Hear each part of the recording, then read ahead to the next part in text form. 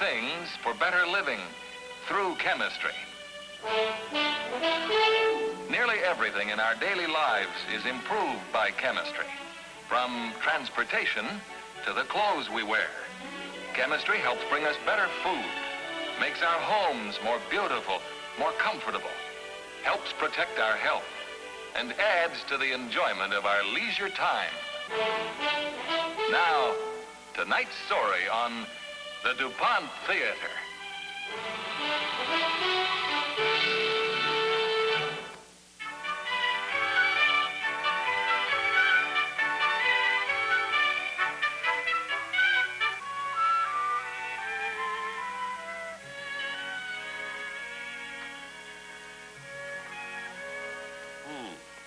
How much do you want for it? Well, how would $7.50 be? $7.50? You must have eaten something strong for breakfast. I'm buying this for my private collection, not to sell it. It's a nice, healthy specimen, John. Oh. Joseph, will you come here a minute? Hello, everybody. Morning, Mrs. Kirk. Hello, Anne. Hello, darling. Well, and to what do I owe the pleasure? To the dentist. I'm a little early for my appointment. Huh? Oh, no, not another Indian. No. We were just looking at it.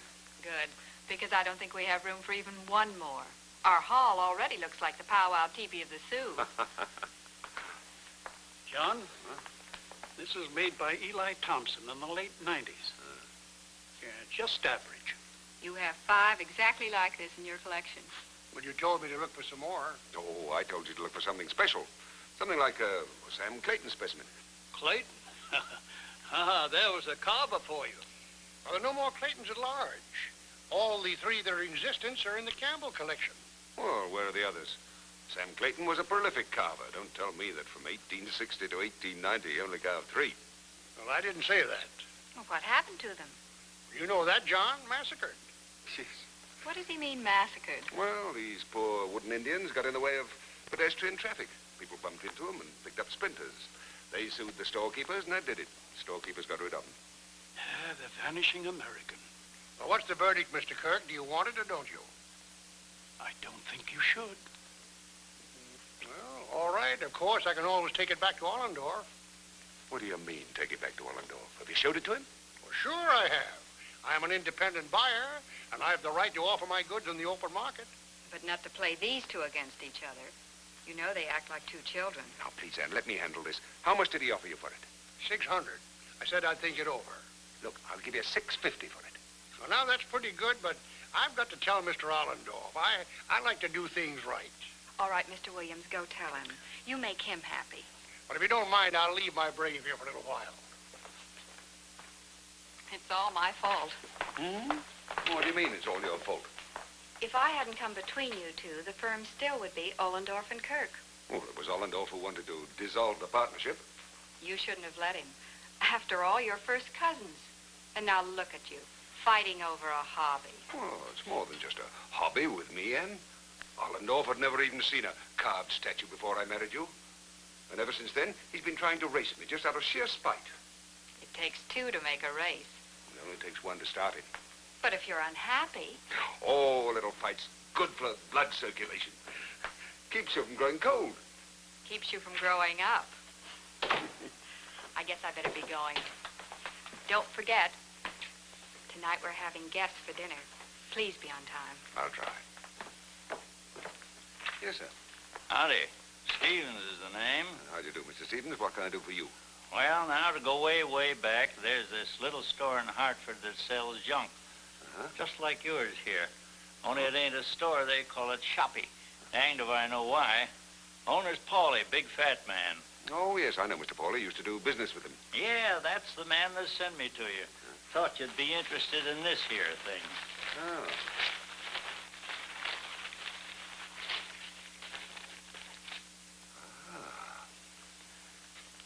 Anything you want? Yes, I might. Joseph, look at this.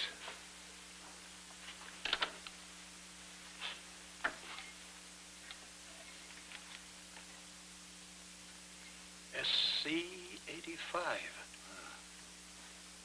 SC Samuel Clayton. What do you think? think it's genuine? Oh, yes. You can tell without even looking for the initials. You see those chisel marks? See that fine feathery touch? Clayton never used a hammer. He always hit the chisel with his palm. What's the story? I don't know yet. Where'd you get this, Mr. Stevens? I found it at Rockvale, north of Hartford. That's where I live. Found it near Miss Liz's front gate. Oh, who's Miss Liz? Well, she's the lady that lives there.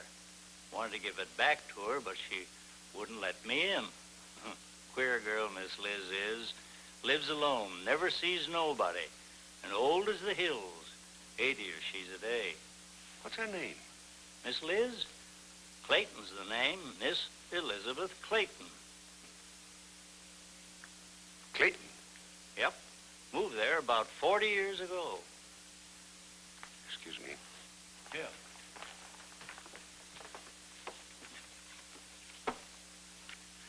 Here he is. Samuel Clayton, died 1890. One child, Elizabeth, age 16 at the time of his death. Miss Liz. Well, Mr. Stevens, I'll give you $50 for this, if I can ask you one question. Questions are free, Mr. Kirk. Only the answers sometimes cost. Did you ever happen to notice any carved wooden statues, something like this one, around Miss Liz's place? Now that you ask me that, it seems there was some talk.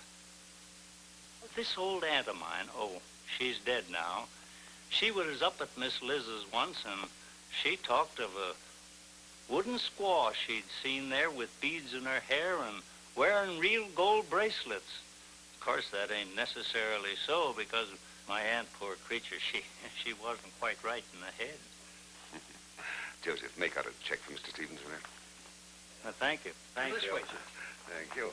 And, Mr. Stevens, will you write down Miss Liz's address? Oh, certainly. Thank you.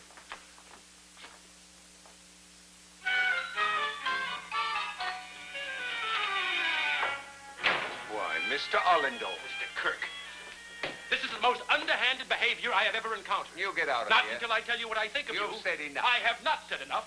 I've just been talking to Mr. Williams. He tells me that you overbid my offer. You weren't even interested in that statue until you found out that I was. Don't I have the right to make an offer? You offered $650 for it. You know perfectly well it's not worth that. You don't even want it for your collection. You just want to stop me from buying. Now, if that isn't the most blatant, most dishonest... Oh, wait, is it? What about that time you said that phony buyer down to that private auction in Baltimore just to big me up? Let's not talk about past history. Let's talk about today. You can't talk about today, Allendorf. What I did today because of what you did yesterday and the day before and during the last 5 years. Stop brandishing that thing in my face. Now, let me tell you one more thing. For goodness sake, where'd you get that? I found it. Where? Never mind, never mind. Okay. Here's the address. Thanks. In case you lose it, just ask anybody in Rockvale. No, never mind. And don't forget, the name is Clayton. Shut up! Well, I don't think I have anything more to say to you. You just watch your step from now on. Good day. Thank you. Oh. Did I say something wrong? Oh, no, Mr. Stevens. You did a fine job. A very fine job. Always glad to be of help. Well, thanks again, and goodbye. Goodbye.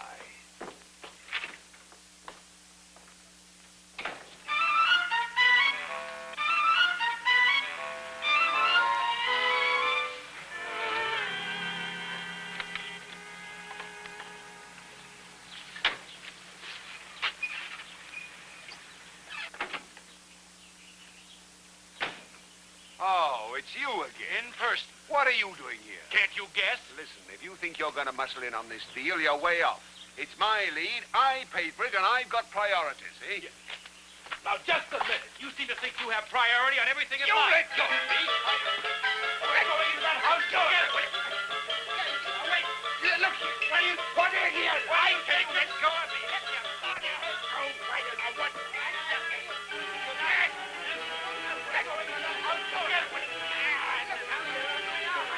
What message? Down here on my arm, I tell you. What message? Hey, you! Stop that! I think you're doing this. You got it on my arm. Do you hear me? Both of you! Stop that! Do you hear me? We're going in that house. Go get it.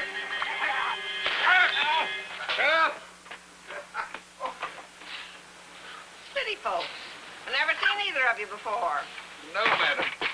Can't say I missed much. You're all soaking wet. If you think you can mind your manners, you can come in the house before you freeze to death. Yes, madam. Thank you.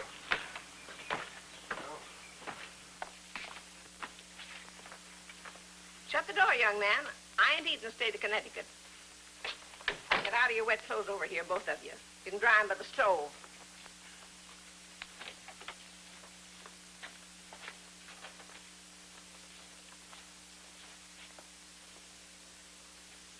Well, don't be bashful.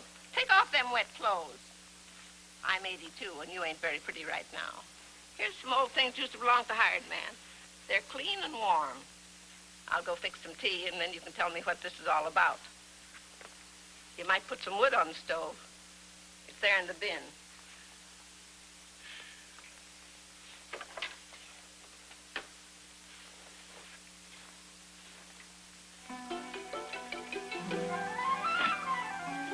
Oh, no.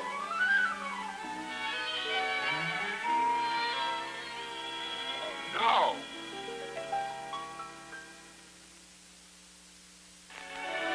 We will return to our play right after tonight's story of DuPont Chemistry. In this beaker, I'm mixing 2 chemicals in water. Now I'll pour them into this cone. And in just a moment, you'll see how they turn into a remarkable new chemical foam. It's called urethane foam, a product of DuPont research. This is a simplified demonstration of a complicated chemical process which manufacturers use in making these foams. The foams have many unique advantages that will directly benefit you and countless industries. For instance, unlike ordinary foams, they can be made as soft or as hard as you like. Here's a sample of soft urethane, and here's a hard one. Urethane foams are extremely sturdy, yet light as a feather.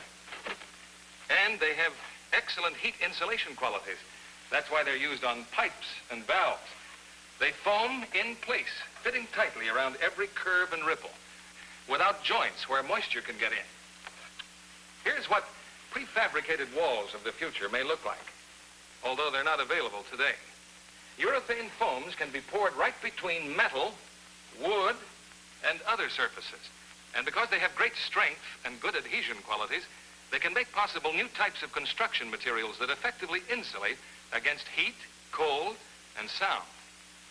In keeping with the automotive industry's progress toward more and more safety, shock-absorbing crash pads for the dashboard and sun visors of urethane foam are now in use.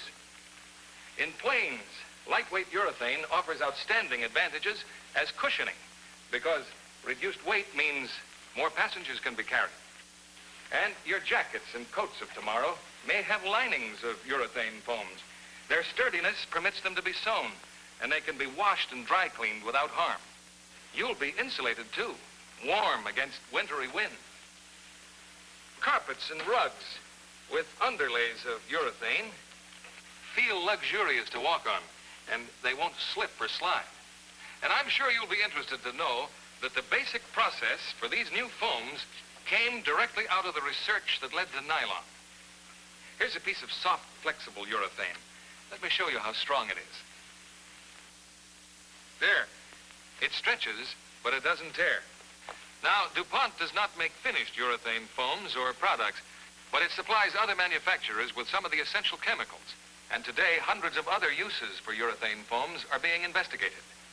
In the days to come, you'll find these foams improving old products and inspiring the creation of new ones. They're an exciting example of the continuing research that goes on at DuPont to bring you more and more better things for better living through chemistry. And now back to the DuPont Theater. Comfortable, young man? Oh, yes, thank you. Yes, madam. This tea will warm your insides. That's why you two need a little warmth most. Bring the kettle. Thank you. That's all I can give you. There's no food in the house. The victuals ain't been brung up this week. Mr. Detweiler's been sick. He's the man that runs the grocery down at the village. Oh. Oh, thank you.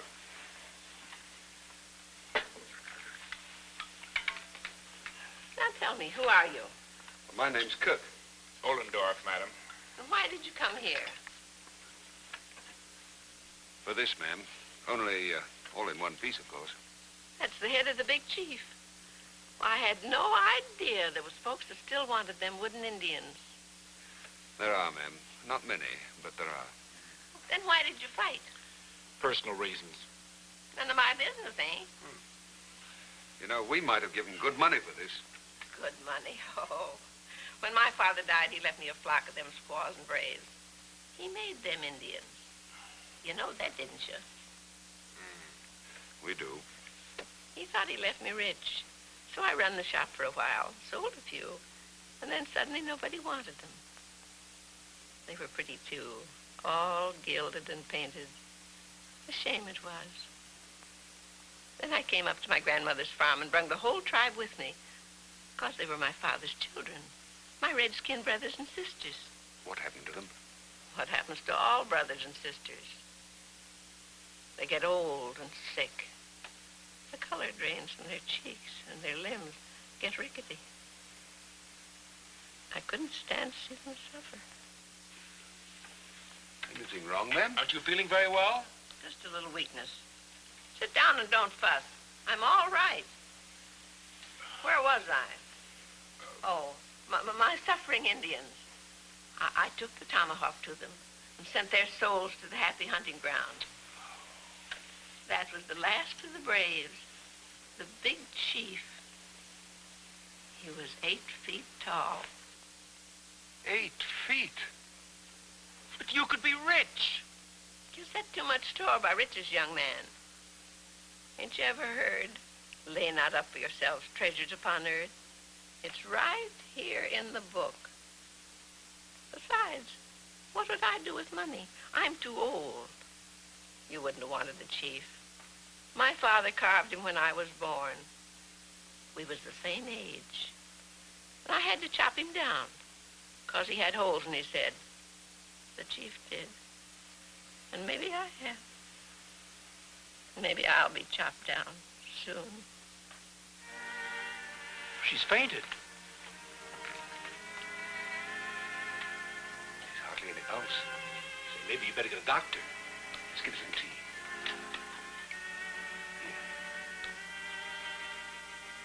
I think the woman's starved. Well, she said there was no food in the house.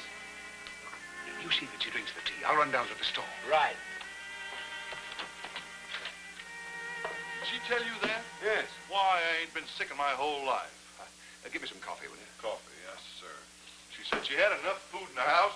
She even stopped buying firewood. Didn't you know she was destitute? I suspected it. She spends most of her pension check on bird seed. Huh. Have you got a bottle of port? Bottle of port, yes, sir. Yes, sir. She's batty, if you ask me, from loneliness. All right. Put it in a box, will you? Yes, sir.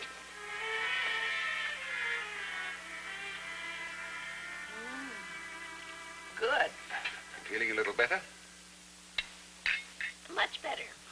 I didn't know I was that hungry. I hope Mr. Detweiler gets better so he can deliver again. I hope so, too. I learned something. People ain't snakes. They gotta eat more than once a week. Well, I must have had too much to eat. I feel sleepy. It's chilly in here. There's a blanket over there. Oh.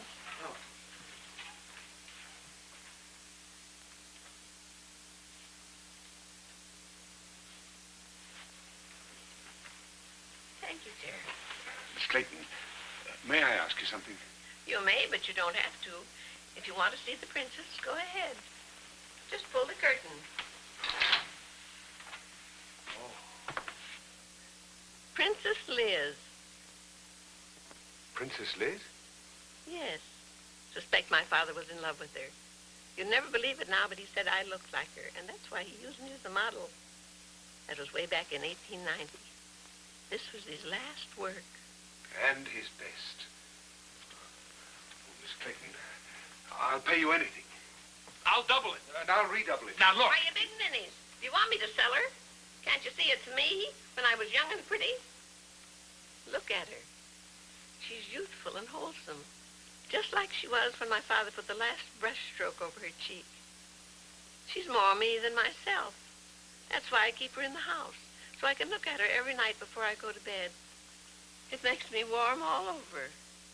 Warm and strong and almost young.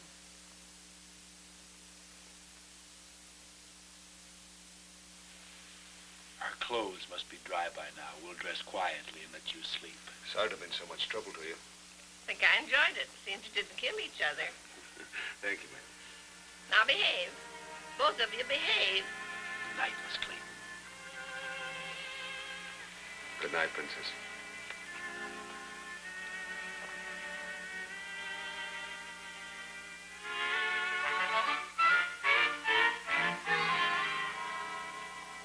Rather a wild goose chase, wasn't it? Yeah. Well, maybe it's just as well. Have you any idea how much we'd have fought if the princess had been for sale? You can always avoid these fights. How? Don't butt in. Play fair for a change. Like you do? Now, listen, you. All right. We can always do this at home. Good night. Good night. Now, I want you to see to it that Miss Clayton has all the wooden coal she can burn and all the food she wants to eat. Will you do that? Are you a relative of hers? No. I'd like to help her. Here's my card. Send the bills to this address, will you? Sure thing, Mr. Kirk. One condition. Nobody's to know about this. Not a soul. Oh, one more thing. Who's the undertaker around here? I am. Oh. Well, when her time comes, see that she has a nice funeral. You know, anything you think she might like. Sure thing. I'll ask her someday. Thank you. Goodbye. Goodbye, Mr. Kirk.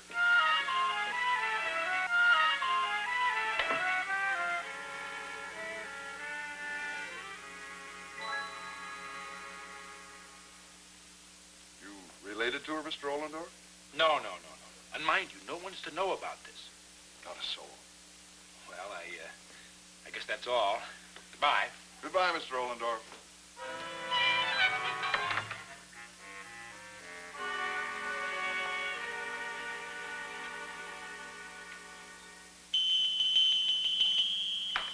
Oh, hello, Mr. Williams. Morning, Mr. Kirk. About that Indian now. What about it? Well, I've been out of town for about a couple of months, and the last I remember, Mr. Ollendorf offered me $1,000. Look here, Mr. Williams. This is my last offer. 900, if you sell it to me right here and now. Oh, I couldn't do that, Mr. Kirk. I have to be fair to my customers, don't I? Go ahead and sell it to him. Well, that wouldn't be fair either. I don't care, but don't come back. Get out. Morning, Mr. Kirk. Basil Third. Good morning. Oh, just put a minute, please.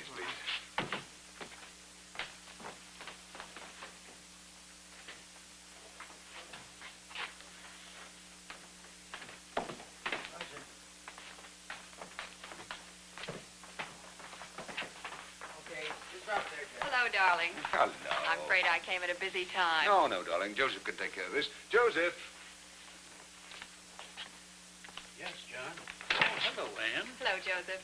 Joseph, just sign for this, will you? Oh, certainly. This is for you from Brock Vale. You know that grocer that's been sending you those bills? How is Princess Liz? Well, according to the small bills I've been having from Detweiler, she can't have a very good appetite. Read it to me. Dear Mr. Ollendorf. Ollendorf? Who's addressed to me? Well, read it. Maybe there's an explanation in it. Dear Mr. Ollendorf, I didn't have no time to write sooner, as this is a busy time here. It always is with the spring crop coming in and all. But I wanted to tell you that Miss Liz passed away last week. Oh, poor old girl. Oh, it's a shame. And just when her life was getting a little easier. We buried her Saturday, and I'm going to plant a rose bush on her grave, as that's what she wanted to have growing on her grave. And I'm going to send the last grocery bill when I have a little time. There's no charge for the funeral, as it's on me. You done enough. Respectfully, Bert Detweiler. What a nice man. I don't understand. Ollendorf? Maybe you don't want to understand it, John. Oh, you're right. He had the same idea about helping Miss Liz. Of course. You two always fight, even when it's over which is the nicer guy. So poor Miss Liz had 2 benefactors. Which explains why the bills were so small. He sent half to each of us. Hello. May I come in? Of course.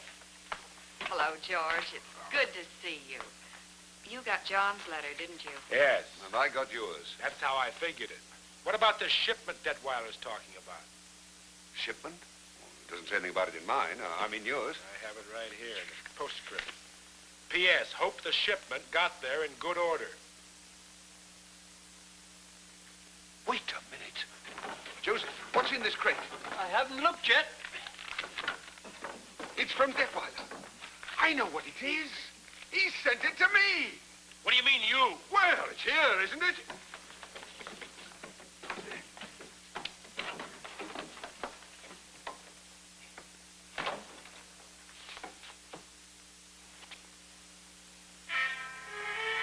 Magnificent. Princess Liz. Look, there's a letter there. Oh. Mr. Jonathan Kirk and Mr. George Ollendorf. It's from Miss Clayton. Well, open it. Dear Mr. Kirk and Mr. Ollendorf, Bert Detweiler is a big gossip, and you shouldn't have trusted him. He told me all about you two. I'd give you each a princess, but I have only one. And I told Mr. Detweiler to give her to you both when I was gone. To the two of you, mind you. And now, behave. The princess will help you. She is the dove of peace. God bless you both, Elizabeth Clayton.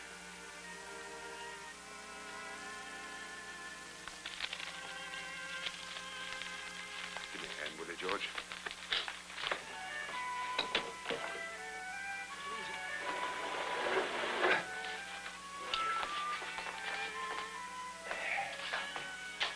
The dove of peace.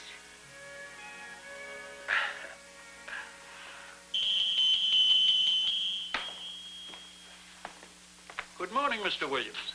What can we do for you? Well, it's about that Indian brave of mine. I saw Mr. Ollendorf about a week ago, and he offered me $1,000. And although Mr. Kirk said I shouldn't come back, I felt it was my duty. Of course. Just a moment.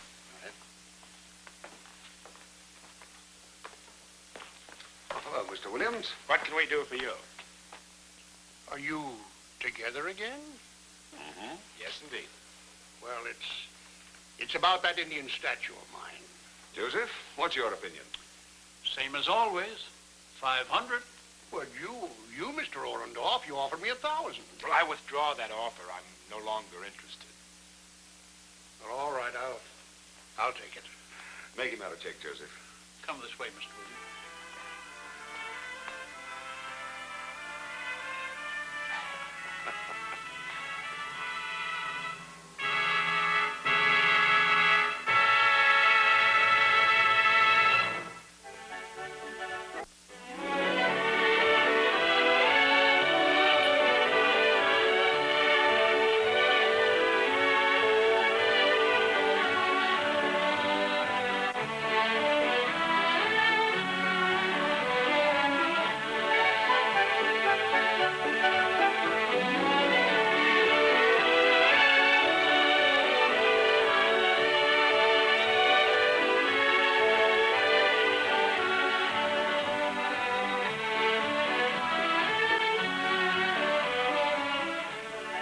The next DuPont Theater will be presented 2 weeks from tonight.